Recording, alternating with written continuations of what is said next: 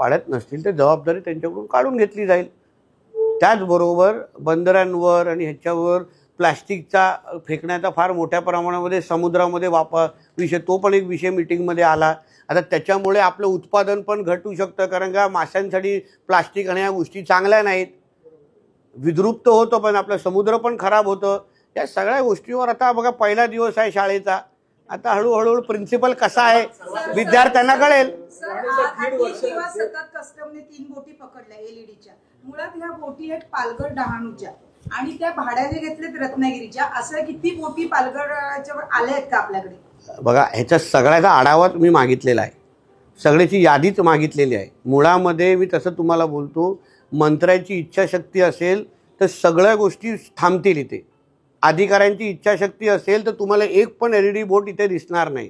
शेवटी जेव्हा एलईडी बोट आपल्या समुद्रामध्ये यायची हिम्मत करते ते हिम्मत देणारा कोणतरी आतमध्ये पण बसला असतो, म्हणून ते लोक करतात। तर या सगळ्या गोष्टीवर बारकाईने लक्ष ठेवणं हे आमच्या लोकांचं काम आहे। आता शेवटी पेटीमध्ये काही 1-2 खराब आंबे असतात, त्याच्यामुळे आंब्याचे पोटी खराब होते। आता त्या खराब आंबा बाहेर काढून टाकला, पेटीला चांगला दर भेटतो। एलईडी बोटी नाहीये, ह्या एलईडी भाड्याने देतात जे समुद्र मासेमारी। सगळ्यांची माहिती पहिली जमा संकलन करण्याचे काम आम्ही करतोय, तो एकदा माहिती आली कारवाई सुरू। सर हे सगळं करण्यासाठी 1.5 वर्षापूर्वी अतिरिक्त 200-300 कर्मचारी यायची मागणी केली होती आपल्याकडे, हो, आणि सागराची लढा लढायची साधी गोष्ट नाही, मग तो आपल्याकडे प्रस्ताव आला, आता पण दिलेला आहे। त्यांचे म्हणणे आहे की आम्हाला गस्ती नौका एवढा पाहिजे, डिपार्टमेंटमध्ये एवढे कर्मचारी भरलेले पाहिजेत। पण मी तुम्हाला बोलतो शेवटी आम्हाला सरकार चालवायचं आहे, सगळ्याच गोष्टी मनाप्रमाणे होत नाहीत, कधी मल्टीटास्किंग पण करायला लागते एका व्यक्तीला। आता आमचे राजेश सावंत साहेब कसे आहेत, पक्ष पण चालवतात, आपल्या कार्यकर्त्यांना पण ताकद देतात, सरकारमध्ये पण आम्हाला मदत करतात। तर एका व्यक्तीला 3-3, 4-4 कामं करण्याची तयारी असली पाहिजे, सरकार चालवायचं आहे। आता आम्ही 300 अधिकारी मागितले, कदाचित आम्हाला 200च भेटतील, मग त्या 200नी उर्वरित 100चं काम करायची तयारी असली पाहिजे। म्हणजे या सगळ्या गोष्टी व्यवस्थित करू। मिरकरवाडा बंदराचा विचार केला, आज जाऊन मिरकरवाडा बंदराची परिस्थिती पाहिली तर अक्षरशः बोटी लावायला तिथे जागाच नाहीये, पण अशा दाटीवाटीने बोटी लावलेल्या आहेत। ह्या सर्व बोटी अधिकृत आहेत की याची आपण काय माहिती घेतली? त्याचीच मी माहिती मागवलेली आहे। मी स्वतः मिरकरवाड्याला जाणार आहे, स्वतः पाहणी करणार आहे। बघा असं आहे, ग्राउंडवर उतरल्याशिवाय आपल्याला परिस्थिती कळणार का? आपल्याला अधिकारी जी माहिती देत आहेत ती सत्य आहे का? बघा कोणावरही माझं डिपार्टमेंट अन्याय करणार नाही, एवढं तुम्हाला स्पष्ट बोलतो। म्हणून जेव्हा मिरकरवाड्यामध्ये जाईल, जेव्हा ही संबंध, आता माहिती मला 2-3 आजपासून यायला बघा सुरू होईल, किती परवाने दिलेले आहेत, किती अनधिकृत स्ट्रक्चर आहेत, काही धार्मिक स्ट्रक्चर त्या मिरकरवाड्याला बांधलेले आहेत का, मग त्याला कोणी परवानगी घेतली आहेत का, अशा सगळ्या गोष्टीवर आता माहिती आहे आणि संकलन करण्याचा हे एकदा माहिती माझ्याकडे आली, मग त्या विषयावर नियमात असलेल्या ज्या गोष्टी आहेत त्या ठेवल्या जातील, नियमाच्या बाहेर गोष्टी असतील तर एकही कुठे राहणार नाही। जेवढ्या पर्सिन बोटी तेवढ्याच मिनी पर्सिन बोटी, मिनी पर्सिन हा एक विषय आहे आणि मिनी पर्सिनचा देखील तेवढाच त्रास पारंपरिक मच्छीमारांना होत असतो। या मिनी पर्सिनवरती पण कारवाई बघा, एक लक्षात घ्या, मिनी पर्सिनचे काही नियम लावून दिलेले आहेत 12 नॉटिकल माईल्सचे। 12 नॉटिकल माईल्सच्या बाहेर त्यांनी केलं तर कुठलाही कोणी त्यांना थांबवणार नाही, पण जिथे आमचे पारंपरिक मच्छीमार मासेमारी करतात तिथे न पर्सनेटनी येता कामा नये, मिनी पर्सनेटनी नाही आणि एलईडी वाल्यांनी पण नाही। कारण का शेवटी तुम्ही ते बिचारे साध्या पाण्याची मासेमारी करतात, त्यांच्याकडे तुमच्यासारखे आधुनिकरण नसतं, त्यांच्या पण तुम्ही पोटावर लात मारायला लागला, मग ते लोक जाणार कुठे? म्हणून या सगळ्या गोष्टीचं एकदा माझ्याकडे सगळी माहिती आली, तुम्हाला मी अपेक्षित असलेल्या कारवाई करून देईन। माझी सुरुवात आहे, मी एका चित्रपटाला वन टाइम हिरो नाही आहे इथे। आता 5 वर्ष ह्याच हिरोच्या थ्रू पिक्चर, जोपर्यंत माझा पक्ष मला आशीर्वाद देईल तोपर्यंत हे खातं आपण चालू, पण बदल निश्चित पद्धतीने घडून दाखवीन। बदल या मत्स्य व्यवसाय खात्यामध्ये आणि बंदर खात्यामध्ये माझ्या आदरणीय राणे साहेबांकडे हे खातं होतं, त्यावेळी त्यांनी निश्चित पद्धतीने क्रांतिकारी निर्णय घेतले। त्याच्यानंतर पण अन्य जे खात्यातले मंत्री होते त्यांनी त्यांच्या पद्धतीने प्रयत्न केले, पण माझ्या हिशोबाने ह्याच्या खात्यामध्ये काम करण्याची फार वाव आहे, त्या दृष्टिकोनातून पावलं उचलले जातील। मी माहिती मागितली त्या संबंधित। बघा, अनधिकृत अवैध काही होत असेल तर अगर ते तर थांबवलं जाईल, पण त्याला मदत करणारा अधिकाऱ्याला पण सोडणार नाही मी। म्हणून ह्याला सांगू काय बाबा, तुम्ही ठरवा डाग लावून घ्यायचा आहे काय चांगलं पारदर्शक काम करायचं. कारण आता मंत्री पण कोकणातलाच आहे. मंत्र्याला रत्नागिरी चांगल्या पद्धतीने माहिती आहे. मंत्र्याचे वडील रत्नागिरीचे खासदार आहेत. भाऊ रत्नागिरीचा माजी खासदार आहे. हा, आम्हाला ही माती, समुद्र, बंदरे चांगल्या पद्धतीने माहिती आहेत. म्हणून माझ्याकडे माहिती देण्याच्या अगोदर ह्यांनी 2 वेळा विचार करायला पाहिजे. कारण आम्हाला क्रॉस चेक करण्यासाठी 10 विषय आहेत ना. म्हणून तुम्ही जो मुद्दा उचलला त्याची संबंधित माहिती माझ्याकडे आहे. बंद कसं होईल आणि कारवाई कशी होईल ह्याच्यावर आम्ही लक्ष घालतो. मत्स्य उत्पादनात वाढ झाली, नेमका आपला कन्सेप्ट काय? त्या 2-3 योजनाबद्दल आम्ही विचार केलेला आहे. ते एकदा येईल तर आपल्या समोर प्रेझेंटेशन ठेवलं जाईल. सर, रत्नागिरी जिल्ह्याचे जे प्रमुख आहेत जिल्हाधिकारी, त्यांच्या वर्तणुकीबद्दल वारंवार तक्रारी आहेत. वेगवेगळ्या डिपार्टमेंट मधून अधिकाऱ्यांशी बिहेवियर असेल त्यांचं, म्हणजे एका पण ते जिल्हाधिकारी आणि मत्स्य व्यवसाय आणि बंदरे मंत्रालयाचा काय संबंध? मंत्री आहात म्हणून विचारलं, कारण की माझ्याकडे अशा कुठल्याही तक्रारी आलेल्या नाहीत. पण सर, शिवीगाळ करण्यापर्यंत अगर अशी असेल संबंधित कुठल्याही अधिकाऱ्याने, आम्ही जनतेचे सेवक आहोत, आम्हाला शिवी देणं आणि जनतेशी गैरवर्तणूक करणं हे आमचं काम नाही. म्हणून असं कुठलाही अधिकारी, जिल्हाधिकारीनी तर करूच नाही, कुठल्याच अधिकाऱ्यांनी करू नये. असा कोण करत असेल तर कारवाई होणार, पण पुरावे तपासले जाणार. सर, एक मिनिट. रत्नागिरी जिल्ह्यात आतापर्यंत 14 बांगलादेशी नागरिक मिळाले. खाणीवर 13 आणि शिरगाव ग्रामपंचायत एकाला जन्म दाखलाच दिला गेला. तर या संदर्भात सर आपण मंत्री म्हणून किंवा कसे बघतो? बघा, शेवटी एक लक्षात घ्या, हे सगळं आमच्या देशाला, राज्याला फार मोठा धोका आहे. जिथे जिथे हे बांगलादेशीने रोहिंगे ज्या देशात, ज्या राज्यात आहेत त्या देशात आणि राज्याला अस्थिरच करण्याचं काम केलेलं आहे.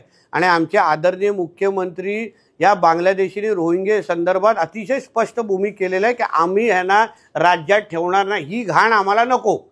तेच आमच्या रत्नागिरी, सिंधुदुर्ग ह्या भागात कुठेही घाण अगर साठलेली असेल तर त्यांना बाहेर कसं काढायचं, त्यांना आम्हाला जी काही उपलब्ध असलेली माहिती आहे, पोलिसांना स्पष्ट निर्देश आहे की आमचं सरकार हिंदुत्ववादी विचाराचं आहे. अशा पद्धतीच्या कुठल्याही गोष्टी आमचं सरकार सहन करणार नाही.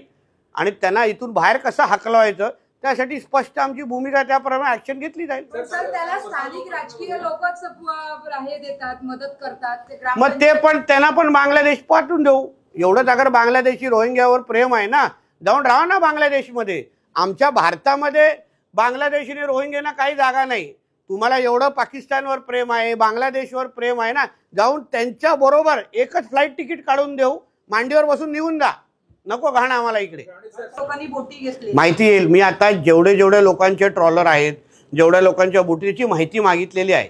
माहिती आल्यानंतर काही लोक पारदर्शक पद्धतीने काम करत असतील. हा व्यवसाय काय म्हणजे राजकीय लोकांनी येऊ नये असं GR मध्ये लिहिलेलं नाहीये, नाही लिहिलेलं. फक्त ज्यांनी यावं त्यांनी सामान्य मच्छीमारांच्या पोटावर हात न मारता त्यांनी काम व्यवसाय करावा. त्याच्यामध्ये वाईट काय. आता आमचं पण सिंधुदुर्गामध्ये अमिशन फूड आहे, आम्ही पण तो व्यवसाय करतो. म्हणजे असं काय GR मध्ये लिहिलेलं नाही की राजकीय लोकांनी येऊच नाही. उद्या पत्रकार पण येऊ शकतात. चांगला व्यवसाय आहे, काय हरकत नाही त्याच्यामध्ये. तुम्हाला यायचं असेल तर आम्ही फिशरीज डिपार्टमेंट म्हणून पाठिंबा देतो ना. म्हणून बघा काय आहे, या सगळ्या ज्या लँडिंग पॉईंट्स आहेत, मग त्याच्यामध्ये असलेले अनधिकृत स्ट्रक्चर असो, ज्या काही तिच्या हालचाली होतात त्या सगळ्या हालचालीवर आम्ही लक्ष ठेवण्याचं काम ड्रोनच्या माध्यमातून तर करतोच आहे. त्याचबरोबर आमचं डिपार्टमेंट पण करतं. तुम्हाला बोलू, आमचं जे पोर्ट डिपार्टमेंट ते होम डिपार्टमेंटच्या अंतर्गत येणार आहे.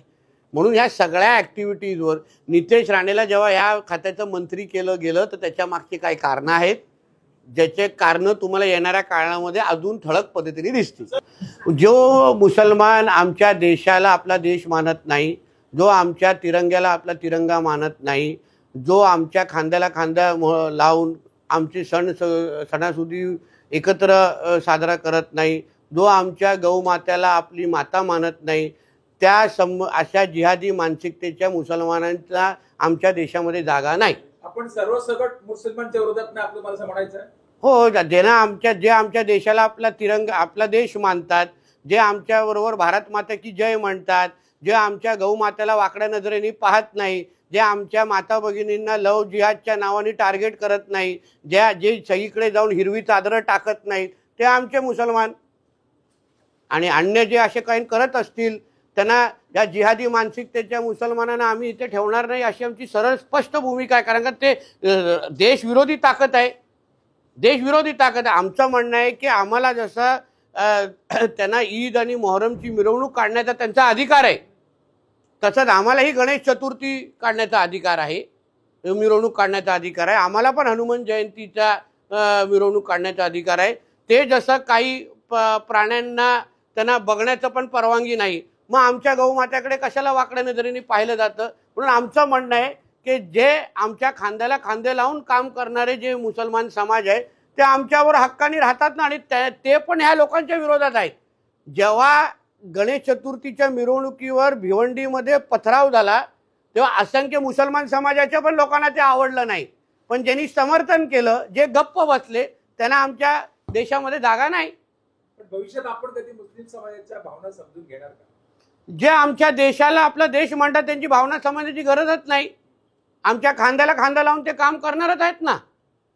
माझं म्हणणं आहे, जे नियम या देशामध्ये डॉक्टर बाबासाहेब आंबेडकरांचा कायदा जे पालन करत असतील ते आमच्या हक्काचे आहेत ना. आमच्या देशामध्ये जे शरिया कायदा आणू पाहत असतील ते आमच्या देशाचा मुसलमान नाही आहे. तो मुस्लिम समाजाने भाजपमध्ये यावं असं आपण कधी आवाहन केलंय का मुस्लिम समाजाला? आहेत ना, आमच्या अल्पसंख्या सेलची लोक आहेत, त्याच्यामध्ये आहेत, नाही असा विषय नाही, आहेत. फक्त ते आमच्या देशाला आपला देश मानतात.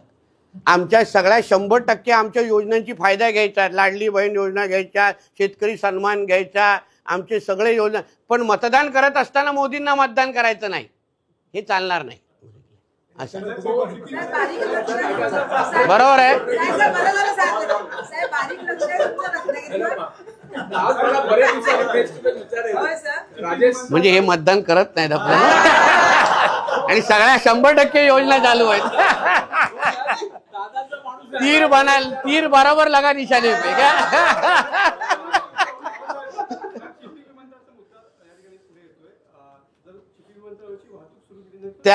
त्या प्रश्नाला उत्तर देण्यासाठी आमचे राणे साहेब आणि निलेश साहेब सक्षम आहेत. सर, तुमचं रत्नागिरी जिल्ह्यावर बारीक लक्ष आहे. आमच्या मी मंत्री म्हणून माझं महाराष्ट्रावर माझ्या डिपार्टमेंटच्या माध्यमातून महाराष्ट्रावर लक्ष आहे. म्हणून तुम्ही रत्नागिरी त्याचा एक भाग असला, आणि रत्नागिरी, सिंधुदुर्ग, रायगड, पालघर, ठाणा, मुंबई या 720 किलोमीटरच्या किनारपट्टीमुळे आपलं मत्स्य उत्पादन वाढू शकतं. गोड्या माशांच्या लिमिटेशन्स आहेत जिथे जिथे प्रकल्प आहेत, पण ह्या किनारपट्टीमुळेच आपल्या महाराष्ट्राचं मत्स्य व्यवसायाचं उत्पादन वाढू शकतं. म्हणून माझं विशेष लक्ष निश्चितपणे आहे. 10 वर्षापूर्वी मिरकरवाड्याचं 3,500 कोटीचं उत्पादन होतं. आता फार म्हणजे ते